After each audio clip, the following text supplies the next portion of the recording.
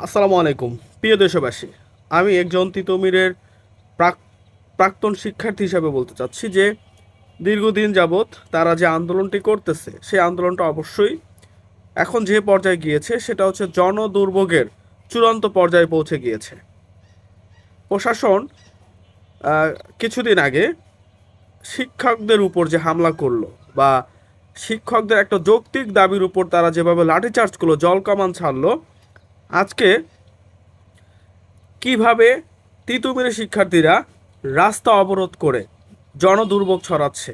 বিশেষ করে গাজীপুর, ময়মনসিংহ, এই মানিকগঞ্জ এই অঞ্চলের যে মানুষগুলো, সাভার এই অঞ্চলের মানুষগুলো যেভাবে দৈনিক বাসে চলাচল করে, তাদের যে কতটা কষ্ট হচ্ছে, তারা দীর্ঘদিন হেঁটে যাচ্ছে।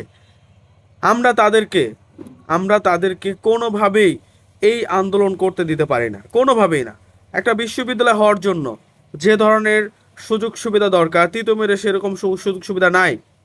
তিতুমিরকে যদি বিশ্ববিদ্যালয় করা হয়, তাহলে বরিশালের বিএম কলেজকে আগে বিশ্ববিদ্যালয় করতে হবে।